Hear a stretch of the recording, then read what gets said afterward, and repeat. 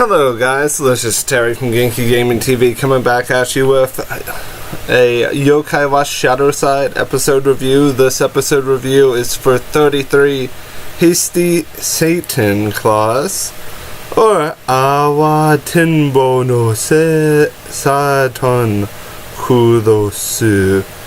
And this episode, I feel like it was partially filler to a certain degree, but I feel like the end really brought this episode together. But let's start things off with the opening sequence here. In the opening, we see a small boy. If I had to guess, I would say he's about 8 or 9. Maybe 10 at the oldest.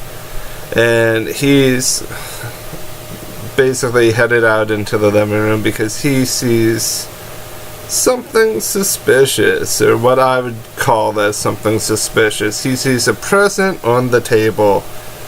Why would a present be there in November? No idea, except for the fact that maybe no Christmas episode, but let's just keep going here. So he goes and he's getting ready to investigate it, and then the TV begins to act all weird. And basically, as this is going on, a shadowy figure slowly climbs out of the TV, and that shadowy figure controls the present and has the present devour the little boy. To a certain degree, he didn't truly climb out, but he basically controlled the present to get the little boy. So as we transition to the Jorogumo is destroyed and the Ayame is okay party. Yes, that is what I'm calling it. Yes, it is long-winded. Yes, the name was probably discovered or came up by Akinori's love for Ayame. So as this party goes on, basically Akinori says that he's going to protect Ayame or Hime, and basically it just stemmed down to the fact that he claimed that he was the one who beat Jorogumo, and then Michi dives in and says, "It was I who defeated Jorogumo." And they go back and forth. Their banter is a little bit like an argument. And then Junior, Jii-tan, basically steps up and says, "Hey, wasn't it basically, that guy, Shuten Doji, didn't he basically defeat her? And didn't you guys just do a little bit of the work? Maybe not much at all, other than turning her into stone and then shattering her? I don't know, maybe you guys should have done more legwork." That was implied, but it was also at this time that Hime decided, or Ayame decided, she wanted to learn how to basically channel and improve her Omyoji style power, and that she may actually be the descendant of a legendary Reibaishi. Yeah, that's a word that will take use to getting said. But basically, these Reibaishi are those who are endowed with the spirit to a certain point that they're able to protect themselves from yokai and are able to project spiritual attacks like Akinori's little star David, Ayame's heart. So Akinori's grandmother said that the training will start with her, that she would try to handle the training. But in reality, Akinori started the training with her. While this is going on, while the epic training montage and the running up and down of steps occurs, fictional steps that did not occur, Natsume, Keisuke, and Toma go to see the big sister of the boy who was captured and devoured by the present. And she said she saw it happen and that she thought it looked similar to an evil Santa Claus. So, as they're basically getting the recap for this, Keisuke is freaking out, and we must still protect him because we have to wait a couple seasons for him to get used to the whole yokai world thing, being yokais being yokai. So, as this all basically is going on, we transition back to the epic training montage, known as Akinori's Happy Fun Time. Yes, I made that up. Yes, it's better than his party name. And going forward here, basically he's explaining and getting ready to demonstrate how to channel that energy and how he forms his attack. And at the same time, he daydreams about him and Ayame as adults and them potentially getting married. Ayame looks pretty cute as an adult.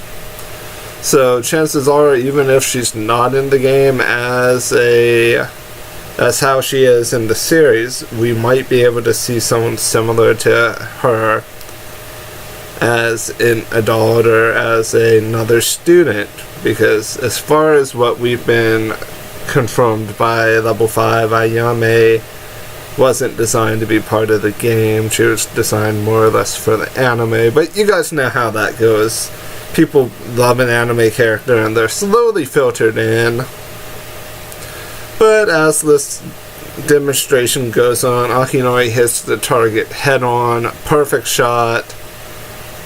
And then Ayame draws her heart via her spiritual energy, punches it like how fishmen do karate in One Piece.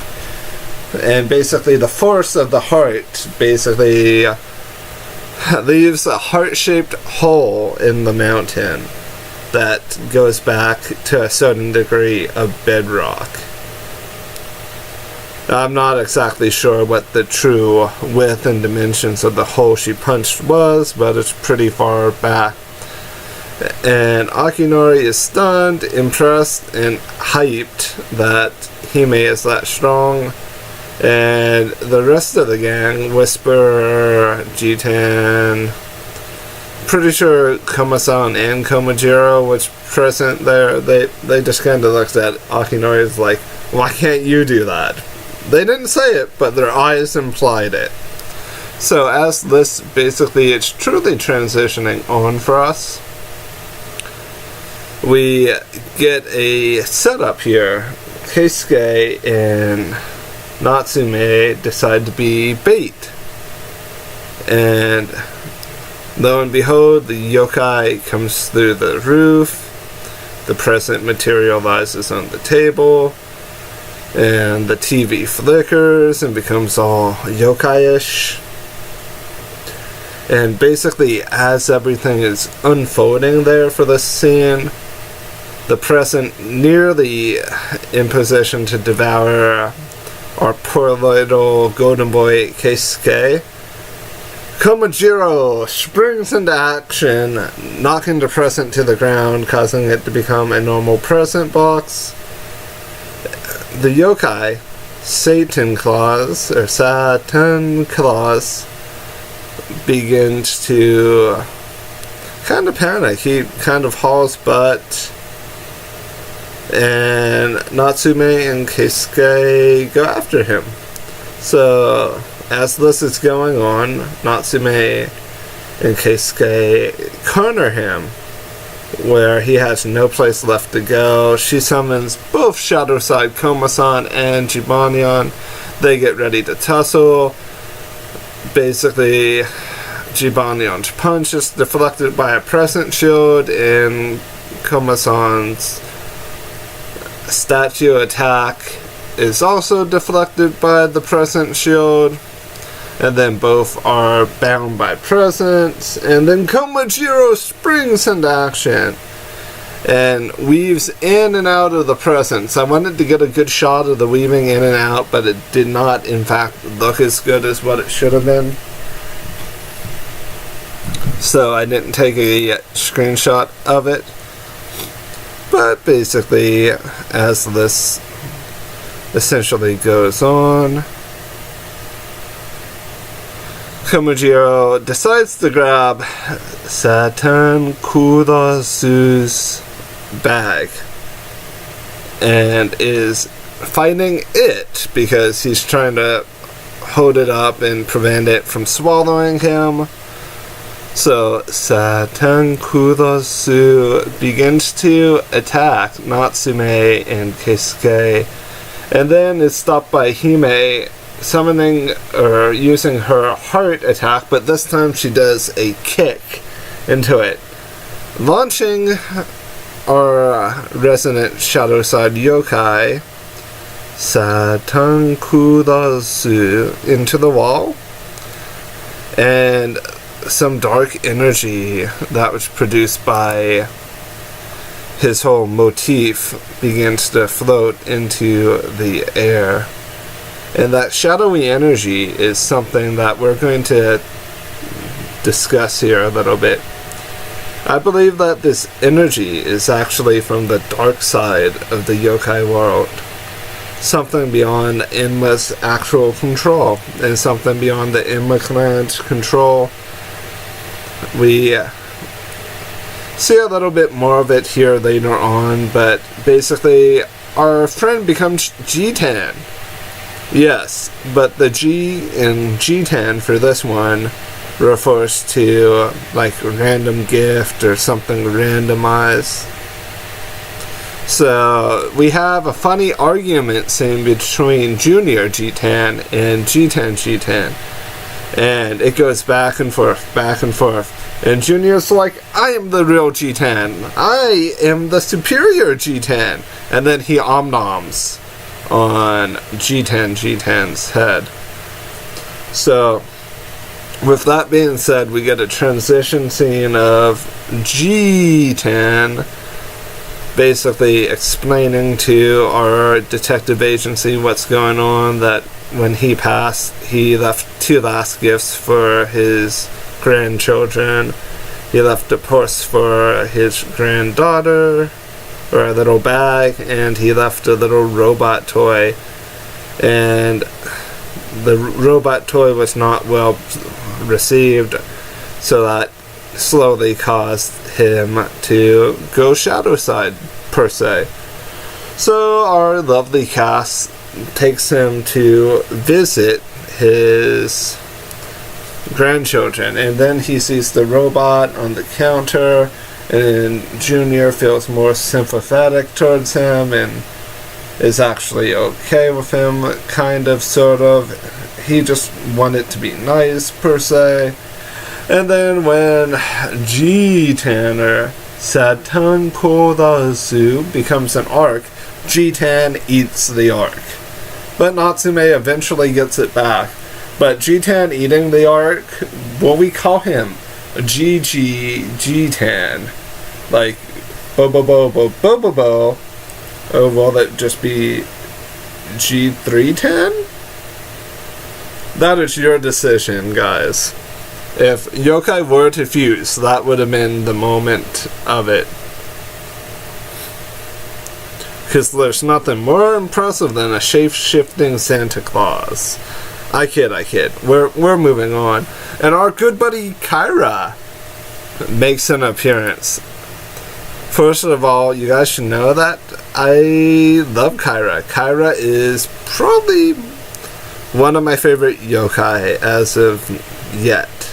Or as of now. It's taken me some time to really decide who I really like in the whole grand scheme of things. And Kyra just seems like he is very, very useful.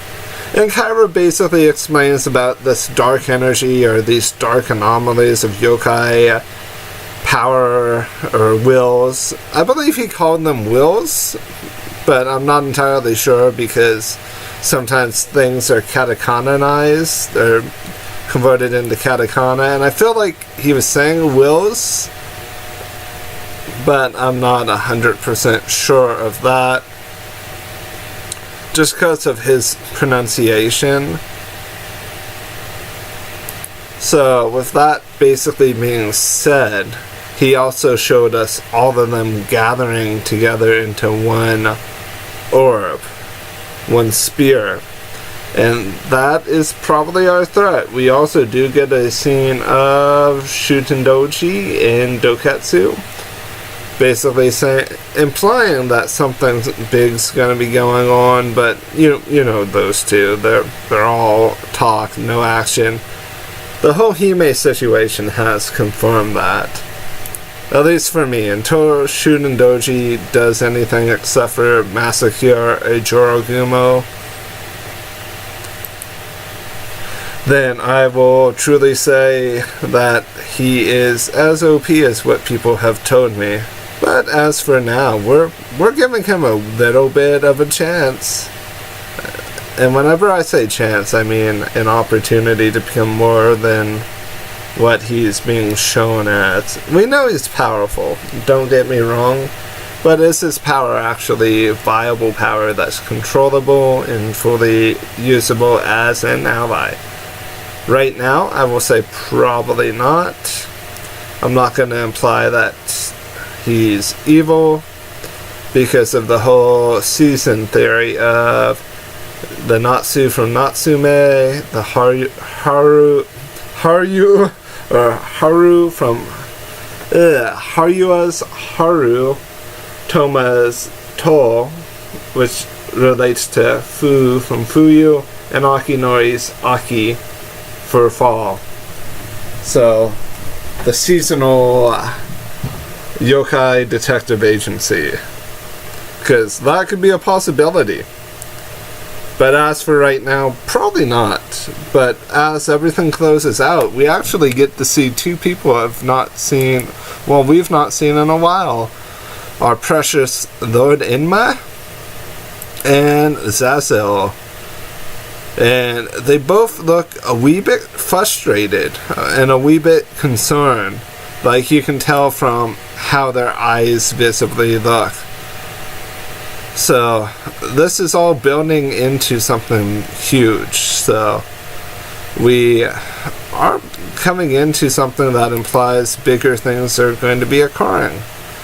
But that's it for the episode review. I do appreciate and I do love everyone who watches this, all of my subscribers, everyone who comments, likes, or even views the video.